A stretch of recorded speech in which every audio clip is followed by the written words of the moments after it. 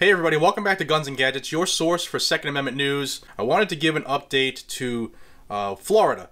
So I did a video last July, the end of July, when a group called BAWN, B-A-W-N, or Ban Assault Weapons Now, launched their initiative to have a constitutional amendment on the November ballot for this year, 2020, in Florida, to ban assault weapons constitutionally.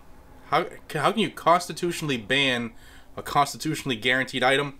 I don't know. But whatever. They had a pretty big conglomerate of people who were behind this, to include Bloomberg, David Hogg, Moms Demand Action, Everytown for Gun Safety, the Brady Group.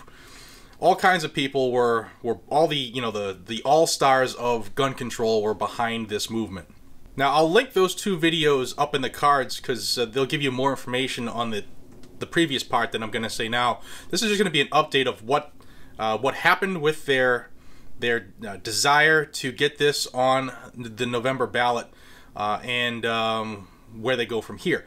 So they had to procure 700, and let me get the exact number here for you just so I can be accurate.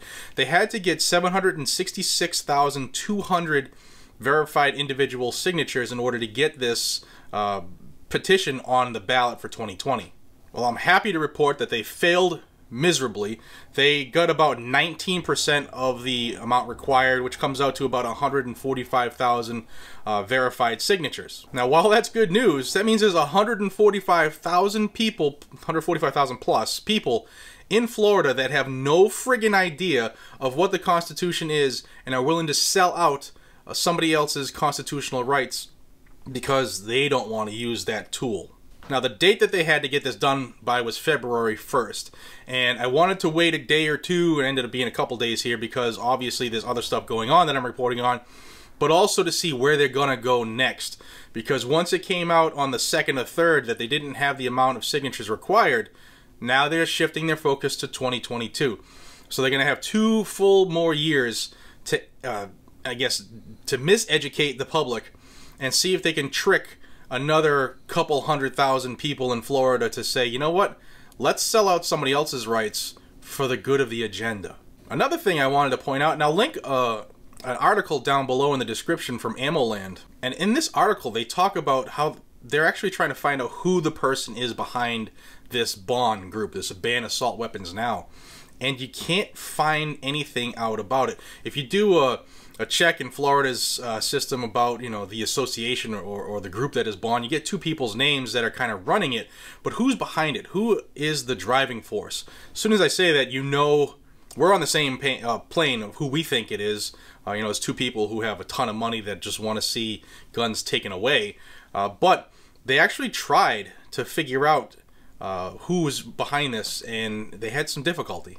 Now, on their website, on the BAWN website, the Ban Assault Weapons Now, they say this: this is a quote, BAWN is leading the grassroots movement to put an amendment on Florida's 2020 ballot, now it's 2022, to constitutionally ban the sale of assault weapons. Now, like I said, they dropped names on it, like who's behind it and their leadership, and I'm not even going to say those Bobos' names again, but this article actually dug in to try to find out who's behind this. They did a check on the URL on the Who Is registry, and they found out, the only thing they could find out is that the web address that they're using is out of a proxy from Toronto. They even checked into their donate feature to see if you can figure out who the money goes to, and the donate feature on the website goes through Act Blue, which is a Democrat progressive fundraising site.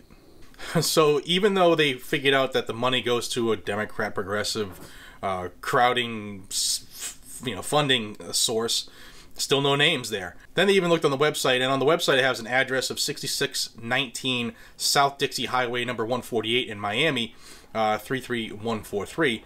But that comes back to a UPS store in Miami. So Bloomberg and Soros are really making it they're really making it hard to figure out who's doing this. Oops, did I just say that? The good news is if you go to a site called GovTrack, you can kind of measure the success of certain things that are being proposed for votes and stuff like that. And this Ban Assault Weapon Now petition, according to GovTrack, had a 3% chance of passage. So the update is this: ban assault weapons now out of Florida failed and failed miserably at the attempt to constitutionally ban a constitutionally protected item, and they failed by 81%. So they only get 19% of their goal. Then that goal was just to get it to the voters, and the voters, according to GovTrack, there was only a 3% chance of it passing anyway. So that is good news. But like I said, the bad news is that there was 145,000 people in Florida who are so tunnel focused, they're so focused on what everybody tells them, that they're willing to sell out our constitutional rights, the Bill of Rights, the founding fathers' design on this country, because they're sheeple and they believe what they hear and they drink the Kool-Aid. That's dangerous. That's what we're fighting in this nation. That number increases exponentially every time there's some type of false flag out there, or every time Michael Bloomberg gets his face behind a camera, or anytime the old miserable Bernie Sanders gets out there with his crazy hair. Every time these socialists talk, this number increases, and that's what we're up against. So it's key that you educate people. Talk to your kids, talk to your relatives, talk to your neighbors. Bring them to the range, educate them, let them know that a firearm is not something that's going to blow their hand off or open a wormhole to an alternate dimension. This is what we're up against. You, the one person watching this who says, what can I do? I get that a lot. I get a lot of comments. What can I do? That's what you can do, and that has the biggest change in how people actually look at things and the path that they go down. My former neighbors were anti-gun. They're not anymore. And that's what you can do. It's something that easy. How else can you help? Well, you can also help by spreading the word of Guns and Gadgets, the premier source of Second Amendment news. You can subscribe to the channel if you haven't already. It's where you're going to get all of the updates. You can also hit that bell icon right next to the subscribe button. You'll be notified of when I put out new stuff, because it happens a lot, especially of late. You can also thumbs up each and every video you watch. That helps it get seen by more people in the YouTube anti-gun algorithm. And then, of course, share it with your friends. Share it to Facebook. Share it to Twitter, Instagram, whatever you do.